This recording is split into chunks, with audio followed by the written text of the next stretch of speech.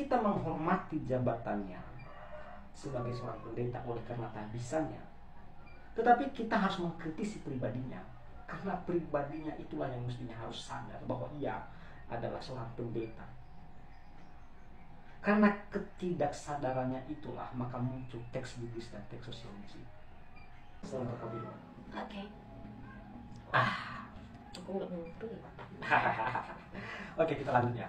Teks biblis dan teks sosiologis adalah bukan kali pertama yang ditemukan oleh Pak Pendeta Stephen Thom dalam kehidupan pendeta gereja karismatik. Tapi telah ditemukan oleh seorang penulis yang nanti akan segera saya kasih tahu siapa penulisnya. Ya.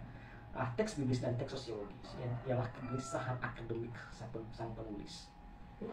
Kalau yang mendorong dia, yang melatari dia menulis ini bukunya, Teologia Kepemimpinan Kristen Teokrasi di Tengah Sekularisasi Gereja Masa Kini, oleh Stephen Indah Luminta, yang terkenal dengan bukunya Teologi Abu-Abu itu loh. Ya. Nah, meskipun di sini itu di halaman XXII sampai XXIII, ya, itu tidak dikasih tahu nama organisasi dari gereja tempat sang pendeta ini bernaung. Tetapi ada petunjuk bagi kita yang akan memberitahu kita bahwa tempat pendeta melayani itu ialah gereja karismatik. Nah, ada beberapa petunjuk yang saya catat di sini. Yang pertama adalah gereja tersebut adalah gereja yang dirintis sendiri oleh sang pendeta, di mana pendeta menceritakan perintisannya sampai kemajuan dari gereja itu, apa saja yang ia raih selama dalam perintisan sampai kemajuan. Nah, kemudian pendeta menampilkan diri dalam kemewahan dengan mengenakan cincin ratusan juta harganya, bayangkan. Kemudian yang ketiga, pendeta menceritakan perjalanannya ke beberapa negara, yang suka ke luar negeri. Yang keempat, pendeta menceritakan anak-anaknya yang kelak akan menjadi penggantinya setelah beliau pensiun atau setelah beliau sudah tiada, sudah dikaderkan penggantinya, yaitu anaknya. Kemudian petunjuk yang kelima ialah, nah ini sangat kontras, ini sangat menyedihkan ini.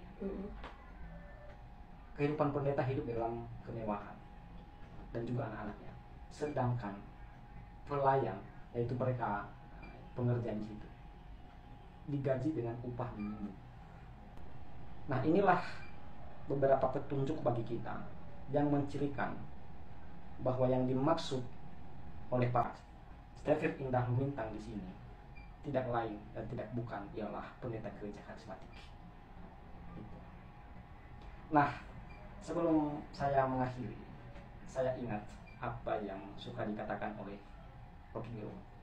Rocky Gerung suka ngomong begini, saya itu bukan mengkritisi pribadinya, tetapi saya mengkritisi jabatannya. Jabatan itu adalah fungsi. Saya mengedit bahasa itu.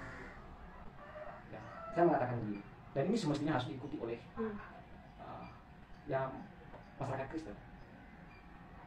Ya, bahwa kita harus mengkritisi, kita harus berani mengkritisi pribadi dari sang pendeta itu. Bukan jabatannya yang adalah fungsinya. Kita menghormati jabatannya sebagai seorang pendeta oleh karena kehabisannya. Tetapi kita harus mengkritisi pribadinya, karena pribadinya lah yang harus semestinya sadar bahwa ia adalah pendeta. Nah, oleh karena ketidaksadarannya itulah makanya yang muncul teks biblis dan teks sosiologis. Paham nggak?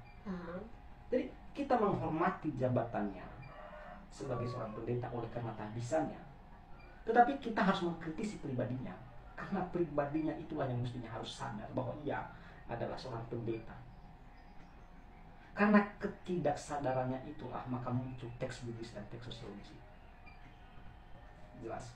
Jelas.